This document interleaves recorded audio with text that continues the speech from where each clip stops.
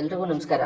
ಈ ವಿಡಿಯೋದಲ್ಲಿ ನಾನು ಏನು ಪರಿಚಯ ಮಾಡಿಸ್ಕೊಡ್ತಾ ಇದ್ದೀನಿ ಅಂದರೆ ಬನಾನಾ ಪ್ಲಾಂಟೇಶನ್ ಅಂದರೆ ಅದರ ಪರಿಚಯ ಏನು, ಯಾವ ಗೊಬ್ಬರ ಸಿಂಪಡಣೆ ಮಾಡಿದ್ರೆ ಹೇಗಿರುತ್ತೆ, ಮತ್ತು ಭೂಮಿಯ ಫಲವತ್ತತೆ ಹೇಗಿರಬೇಕು ಆ ಬೆಳೆ ಬೆಳೆಯೋಕ್ಕೋಸ್ಕರ, ಮತ್ತು ಅದರ ಅಳತೆ ಅಂದರೆ ಈ ಸಸಿಯಿಂದ ಮತ್ತೊಂದು ಸಸಿಗೆ ಎಷ್ಟು ಅಂತರ ಇರಬೇಕು, ಮತ್ತು ನೀರಾವರಿ ಯಾವ ರೀತಿ ನಾವು ಮಾಡಬೇಕು ಅನ್ನೋದನ್ನ ಈ ವಿಡಿಯೋದಲ್ಲಿ ನಾನು ಫುಲ್ಲು ನಿಮಗೆ ತಿಳಿಸ್ಕೊಡ್ತೀನಿ.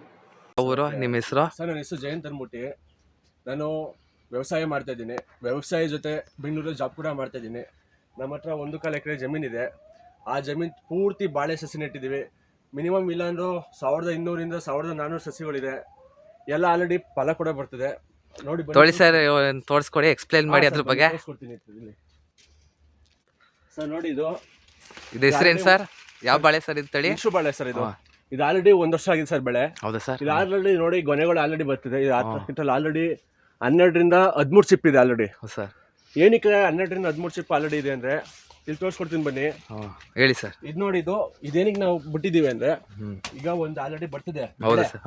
ಈ ಬೆಳೆ ನಾವು ಕಟಾವ್ ಆದ್ಮೇಲೆ ಈ ಬೆಳೆ ಮುಂದೆ ಬೆಳಿಬೇಕಲ್ಲ, ಸರ್ ಅದಕ್ಕೋಸ್ಕರ ಇದು ಬಿಟ್ಟಿದ್ದೀವಿ.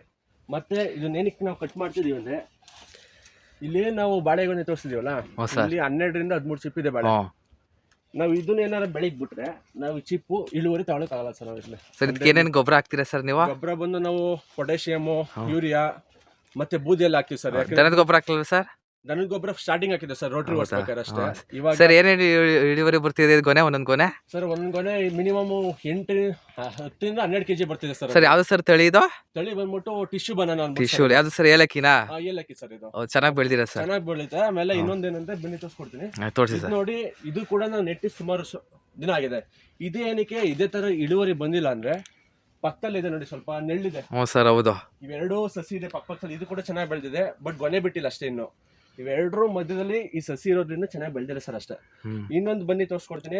ನಾವು ಪ್ರತಿಯೊಂದು ಸಾಲಿಗೂ ಪ್ರತಿಯೊಂದು ಸಸಿಗೂ ಕೂಡ ಲೈನು ಡ್ರಿಪ್ ವ್ಯವಸ್ಥೆ ಮಾಡ್ತಿದ್ವಿ. ನೋಡಿ, ತುಂಬಾ ಚೆನ್ನಾಗಿ ಕಾಣಿಸಿದೆ ಸರ್. ಡ್ರಿಪ್ ನೋಡಿ, ವಾಟರ್ ಹಿಂಗೆ ಹೋಗ್ತಿದೆ ಅಂತ. ಪ್ರತಿಯೊಂದು ಸಸಿಗೂ ವಾಟರ್ ಇದು ಆನ್ ಮಾಡಿದ್ದೀರಾ ಸರ್? ಆಲ್ರೆಡಿ ಆನ್ ಮಾಡಿದೀವಿ ಆಲ್ರೆಡಿ. ಹೌದೌದು. ಇದು ಏನಕ್ಕೆ ಈ ತರ ಮಾಡಿದೀವಿ ಅಂದ್ರೆ ಈಗ ನೀರ ಒಂದೇ ಸಲ ಹಾಯಿಸಕ್ಕಾಗಲ್ಲ. ಕರೆಕ್ಟ್. ಮಳೆ ಹೇಳಿ ಟೈಮ್ ಕರೆಕ್ಟಾಗಿ ಬರಲ್ಲ. ಹೌದು ಸರ್. ಸೊ ಅದಕ್ಕೋಸ್ಕರ ಡ್ರಿಪ್ ವ್ಯವಸ್ಥೆ ಮಾಡಿಸೋದ್ರಿಂದ ಈಸಿಯಾಗಿ ನೀರು ಆಯುತ್ತೆ.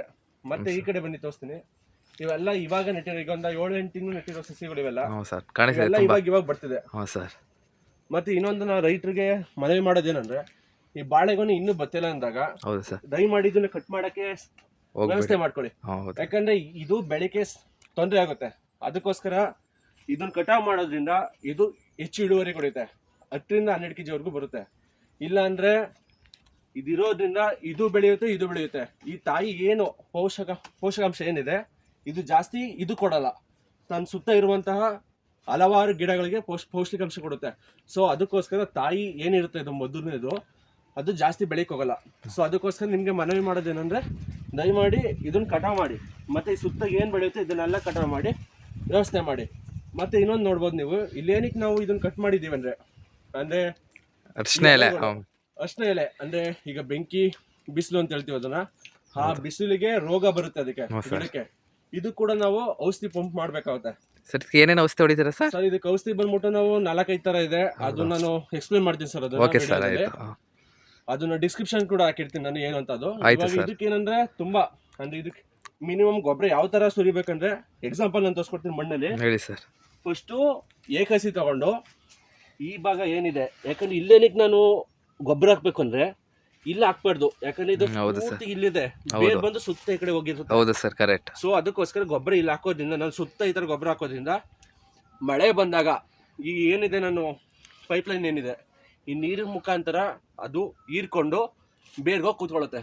ಸೊ ಅದಕ್ಕೋಸ್ಕರ ಗೊಬ್ಬರನ ಈ ತರ ಹಾಕಕ್ಕೆ ನಾನು ಇಷ್ಟಪಡ್ತೀನಿ. ಓಕೆ ಸರ್, ಆಯ್ತು ಸರ್. ಜಾಸ್ತಿ ಪೊಟ್ಯಾಷಿಯಮ್ ಮತ್ತೆ ಯೂರಿಯಾ ಹಾಕೋಕ್ಕಿಂತ ಹೆಚ್ಚಾಗಿ ತಿಪ್ಪೆ ಗೊಬ್ಬರ ಅಂದ್ರೆ ಕುರಿ ಮನೆ ಸಾಕಿರೋ ಹಸು ಅಥವಾ ತಗೊಂಡು ಅದನ್ನ ಹಾಕೋದ್ರಿಂದ ಇಳುವರಿ ಜಾಸ್ತಿ ಬರುತ್ತೆ ಸರ್. ಅದನ್ನ ನೋಡಕ್ ಇಷ್ಟಪಡ್ತೀನಿ ನಾನು.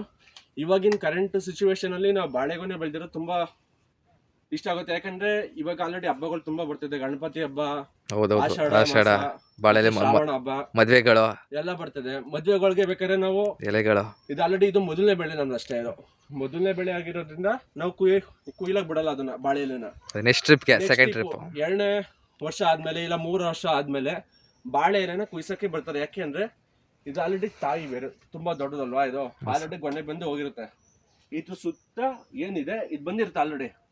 ಅವಾಗ ಅಷ್ಟೊಂದು ನಮ್ಗೆ ಇಳುವರಿ ಇರಲ್ಲ ಬಾಳೆ. ಜಸ್ಟ್ ಅವಾಗ 5-6 kg ಬಾಳೆ ಬರ್ತಾ ಇರ್ತದೆ ಅಷ್ಟೇ. ಚಿಪ್ ಬಂದ್ಬಿಟ್ಟು ಒಂದು 7-8 ಚಿಪ್ ಬರ್ತಾ ಇರ್ತದೆ ಅಷ್ಟೇ. ಸೊ ಅದಕ್ಕೋಸ್ಕರ ಸುತ್ತ ಈ ತರ ಬಿಡೋದ್ರಿಂದ ಬಂದು ಬಾಳೆ ಎಲೆ ಕುಯ್ಕೋಗೋರು ಫಂಕ್ಷನ್ಗಳಿಗೆ ಈ ತರ ಬಂದು ಕುಯ್ಕೊಂಡು ಹೋಗ್ತಾರೆ ಸರ್. ಅವಾಗ ಸರ್ ಇದು ಮಾರ್ಕೆಟಿಂಗ್ ಮಾಡ್ತೀರಾ ಸರ್ ಇದು? ಸರ್ ಮಾರ್ಕೆಟ್ ಬಂದ್ಬಿಟ್ಟು ನಮ್ಮ ಹತ್ರ ಡೈರೆಕ್ಟ್ ಗ್ರಾಹಕರಿಗೆ ನಾವು ಏನಂದ್ರೆ ರೈತರಿಂದ ನೇರ ಗ್ರಾಹಕರಿಗೂ ಮಾಡ್ತಿದ್ದೀವಿ ಸರ್ ಅಷ್ಟೇ ನಾವು. ಸರ್ ಪರ್ ಕೆಜಿಗೆ ಹೆಂಗ್ ಕೊಡ್ತೀರಾ ಸರ್? ಸರ್ ಕೆಜಿ ಬಂದ್ಬಿಟ್ಟು ಡಿಪೆಂಡ್ ಅಪಾನ್ ವಾಯುಮಾನ, ಅಂದ್ರೆ ಡಿಪೆಂಡ್ ಅಪಾನ್ ಯಾವ ಸೀಸನ್ ಮೇಲೆ, ಹಬ್ಬದ ಮೇಲೆ ನಾವು ಆತರ ಕೊಡ್ತೀವಿ ಸರ್. ಹಬ್ಬ ಯಾವ ತರ ಅಂದ್ರೆ ಈಗ ಗಣಪತಿ ಹಬ್ಬ ಇರುತ್ತೆ ಅಂದ್ರೆ ಕೆಜಿಗೆ 80 ರೂಪಾಯಿ 90 ರೂಪಾಯಿ ಆತರ ಇರುತ್ತೆ.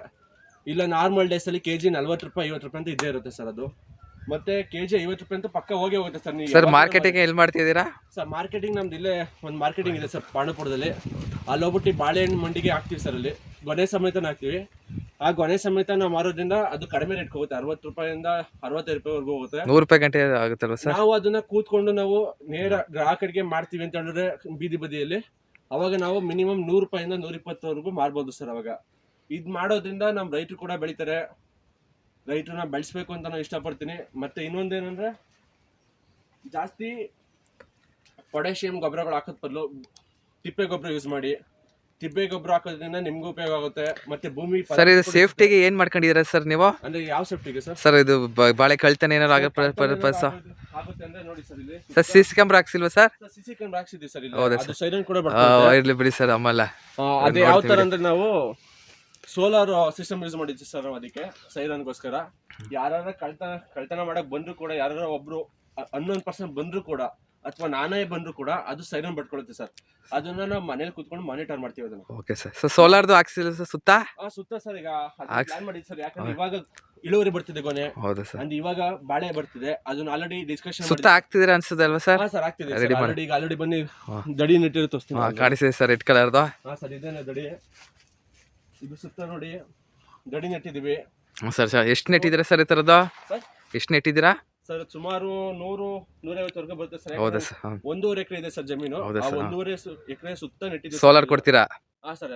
ಇವಾಗ ಇನ್ನೇ ಪ್ಲಾನ್ ಮಾಡ್ತಿದ್ವಿ ಅದನ್ನ. ಓಕೆ ಸರ್, ಮಾಡಿ ಸರ್. ಮತ್ತೆ ಅದ್ರ ಮಧ್ಯೆ ನಮ್ಗೆ ಏನ್ ಬೇಕು ಮನೆಗೆ ಸರ್ ಇದು ಗೌರ್ಮೆಂಟ್ ಏನು ಸರ್ ಸಬ್ಸಿಡಿ ಏನಿಲ್ಲ ಸಿಕ್ಕಿಲ್ವಾ ಸರ್ ನಿಮಗೆ? ಸಬ್ಸಿಡಿ ನಾವು ಹಾಕ್ಸಿದ್ವಿ ಸರ್. ಅದು ಕೂಡ ಸಬ್ಸಿಡಿ ಸಿಕ್ಕಿದೆ. ಹೌದಾ ಸರ್? ಸಬ್ಸಿಡಿ ಮುಖಾಂತರ ನಾವು ಮಾಡ್ತಿದೀವಿ ಗೌರ್ಮೆಂಟ್ ಕಡೆಯಿಂದ. ಅದು ಕೂಡ ಉಪಯೋಗ ಆಗಿದೆ ನಮಗೆ. ಮತ್ತೆ ನಾವು ಬೋರ್ವೆಲ್ ಏನು ನಾವು ಪೈಪ್ಲೈನ್ ಮಾಡಿದ್ವಿ, ಅದು ಕೂಡ ನಮಗೆ ಉಪಯುಕ್ತವಾಗಿದೆ. ನಾನು ಟೈಮ್ಸ್ ಹೇಳಲಿಕ್ಕೆ ಇಷ್ಟಪಡ್ತೀನಿ. ಇನ್ನೊಂದು ನಾವು ಮನೆಗೆ ಬೇಕಾದಂತ ಏನಾದ್ರು ತೊಗರಿ ಗಿಡ ಹಾಕಿದಿರಲ್ಲ ಸರ್? ಹೌದು ಸರ್. ಏನಾದ್ರು ಬೇಕಂದ್ರೆ ಅಡಿಕೆನೂ ನೆಟ್ಟಿದ್ದೀರಾ ಸರ್? ಫ್ಯೂಚರ್ಗೆ ಹೆಲ್ಪ್ ಆಗುತ್ತೆ. ಹೌದು ಸರ್, ಹೌದು. Okay sir. ನೋಡಿ ಈ ತರ ಮಾಡೋದ್ರಿಂದ ಚೆನ್ನಾಗಿ ಬೆಳೆದಿರಾ ಸರ್. ಈ ತರ ಮಾಡೋದ್ರಿಂದ ರೈತರಿಗೆ ತುಂಬಾ ಉಪಯೋಗ. ಮತ್ತೆ ನಾವು ಬಾಳೆಗೊನೆ ನಾವು ರೈತರನ್ನ ಬೆಳೆಸ್ಬೇಕು, ಯುವ ಜನತೆ ರೈತರನ್ನ ಬೆಳೆಸ್ಬೇಕು. ಎಲ್ಲ ಯುವ ಜನತೆ ಅಲ್ಲಿ ಇಲ್ಲಿ ಹೋಗಿ ಹಾಳಾಗ್ತಿದ್ದಾರೆ. ಅದನ್ನ ಹಾಳಾಗೋದಂತ ತಪ್ಪು ಸರ್. ಈಗ ರೈತರಿಗೆ ಹೆಣ್ಣು ಕೊಡ್ತಿಲ್ಲ, ಅದ್ರ ಬಗ್ಗೆ ಏನಾದ್ರು ಹೇಳ್ತೀರಾ ಸರ್? ಅದು ನಮ್ಮ ರೈತರದ ಸ್ವಲ್ಪ ಸಮಸ್ಯೆ ಇದೆ. ಏನಂದ್ರೆ ರೈತರುಗಳು ಮನೆ ಸಾಕಿರೋ ಹೆಣ್ಮಗುನ ಬೇರೆ ಅಂದ್ರೆ ಯಾರೋ ಒಬ್ಬ ರೈತಂಗ್ ಮದುವೆ ಮಾಡಿಕೊಡಲು ಹಿಂಜರಿತಾರೆ. ಯಾಕಂದ್ರೆ ನನ್ನ ಮಗಳು ಕೂಡ ಅಲ್ಲೋಗಿ ತೊಪ್ಪೆ ಬಾಚ್ಬೇಕಾಗುತ್ತೆ. ಹೌದು ಸರ್. ಗದ್ದೆ ಕೆಲಸ ಮಾಡ್ಬೇಕಾಗುತ್ತೆ. ನಾನು ಯಾವ್ದಾರ ಗೌರ್ಮೆಂಟ್ ಇರೋ ಗೌರ್ಮೆಂಟ್ ಜಾಬ್ ಇರೋ ಕೆಲಸ ಹುಡುಗನ್ ಕೊಟ್ರೆ ಅವನು ಕೆಲಸದ ಜೊತೆ ನನ್ನ ಮಗಳನ್ನ ಚೆನ್ನಾಗಿ ನೋಡ್ಕೋತಾನೆ. ಮಗಳಿಗೆ ಏನಾರು ಆಗುತ್ತೆ ಅಂತ ಯೋಚನೆ ಮಾಡ್ತಾರೆ. ಸೊ ಅದಕ್ಕೋಸ್ಕರ ನಮ್ಮ ರೈತರಲ್ಲಿ ಗಂಡು ಮಕ್ಕಳಿಗೆ ತುಂಬಾ ಜನಕ್ಕೆ ಹೆಣ್ಣು ಸಿಕ್ಕಿಲ್ಲ ಅಂದ್ರೆ ಇದೇ ಕಾರಣ ಸರ್. ಹೌದು ಸರ್. ನಾವು ರೈತರ ಮಗಳನ್ನ ರೈತರು ಕೊಟ್ಟಿರಲ್ಲ ಸರ್, ಬೇರೆ ರೈತರ ಮಗಳು ನಮ್ಗೆ ಕೊಡೋದು. ಸೊ ಅದರಿಂದ ನಮ್ಗೆ ಇಶ್ಯೂ ಆಗ್ತಿದೆ ಸರ್. ಸರ್ ರೈತರಿಂದ ಸರ್ ಅವ್ರು ಅನ್ನ ಊಟ ಮಾಡ್ತಿರೋದು, ಅವ್ರಿಗೆ ಹೆಣ್ಣು ಕೊಡಕ್ಕೆ ಹಿಂದೆ ಮುಂದೆ ನೋಡ್ತಿರಲ್ಲ ಸರ್? ಮುಂದೆ ನೋಡ್ತಾರೆ. ಹೌದು ನಿಜ. ರೈತರು ಬೆಳೆದಿರೋ ಅಕ್ಕಿಲೇ ಊಟ ಮಾಡ್ತಾರೆ, ಭತ್ತದಲ್ಲೇ ಅನ್ನ ಊಟ ಮಾಡೋದವರು, ರಾಗಿ ಮುದ್ದೆ ತಿಂತಾರೆ.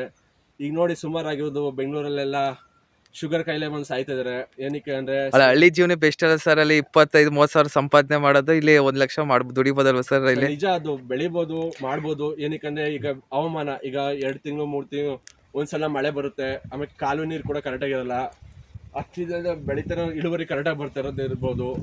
ಮತ್ತೆ ಇದು ಬೆಳೆದಿರ್ಬೋದು, ಯಾಕಂದ್ರೆ ನಮ್ಮ ಸರ್ ಬಾಳೆ ಒಂದೇ ಮಾಡಿರ ಅಥವಾ ಏನಾರು ಹಸು ಫಾರಂ ಏನಾರು ಬೇರೆ ತರ ಏನಾರು ಮಾಡಿ? ಅದು ಇದೆ ಕಡೆ ಸರ್, ಅದು ಕೂಡ ಯಾಕಂದ್ರೆ ಇದು ಬಂದು ವರ್ಷದ ಬೆಳೆ ಆಗಿರೋದ್ರಿಂದ ವರ್ಷಕ್ಕೊಂದ್ಸಲ ನಾವು ಅಮೌಂಟ್ ನೋಡ್ತೀವಿ ಸರ್. ಹೌದು. ಒಂದ್ ವರ್ಷದವರೆಗೂ ನಾವ್ ಏನ್ ಮಾಡ್ಬೇಕಾಗುತ್ತೆ, ಅದಕ್ಕೋಸ್ಕರ ಬೇರೆ ಏನಾದ್ರು ಕೆಲಸ ಮಾಡ್ಬೇಕು ಅಂತ ಹೇಳ್ಬಿಟ್ಟು ಮನೆ ಹತ್ರ ಹಸು ಸಾಕೊಂಡಿದೀವಿ ಸರ್. ಅದನ್ನ ಹಸು ಫಾರ್ಮ್ ಕೂಡ ಒಂದ್ 2-3 ಹಸು ಇದೆ, ಅದು ಕೂಡ ಮೇಂಟೈನ್ ಮಾಡ್ತಿದೀವಿ. ಆ ಸಾಕೋದ್ರಿಂದ ದಿನನಿತ್ಯ ನಾವ್ ಏನ್ ಬಳಸ್ತೀವಿ ಏನು ಅಂದ್ರೆ ಈಗ ಹಸು ಬೆಳೆಸ್ತಿದೀವಲ್ವಾ, ಅದು ಗೊಬ್ಬರಕ್ಕೆ ಯೂಸ್ ಆಗುತ್ತೆ. ಅದು ಹೌದು ಸರ್, ಹಾಲು ಮನೆಗೆ ಹಾಲು ಆಗುತ್ತೆ, ಮನೆಗೆ ಹಾಲು ಕೂಡ ಆಗುತ್ತೆ, ಖರ್ಚಿಗೆ ದುಡ್ಡು ಆಗುತ್ತಲ್ಲ ಸರ್ ಕೂಡ ಆಗುತ್ತೆ. ಆಮೇಲೆ ನಾವ್ ಯಾರು ಬೇರೆ ಕೇಳೋರು ಅದಕ್ಕೂ ಕೂಡ ಹಾಲು ಕೊಡ್ಬೋದು, ಹೌದು, ಡೈರಿಗೆ ಹಾಕ್ಬೋದು.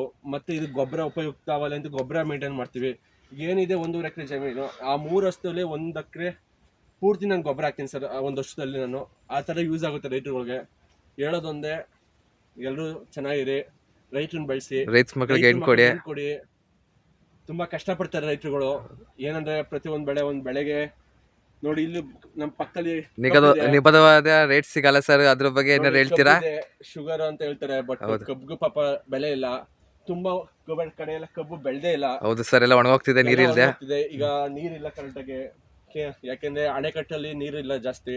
ನಮ್ಗೆ ಅದಕ್ಕೋಸ್ಕರ ಮಳೆ ಬರೋದ್ರಿಂದ ನಮ್ಗೆ ಉಪಯುಕ್ತ ಆಗುತ್ತೆ ಅಂತ ನಾನು ಹೇಳಕ್ ಇಷ್ಟಪಡ್ತೀನಿ ಸರ್. ನಾನು ಥ್ಯಾಂಕ್ ಯು.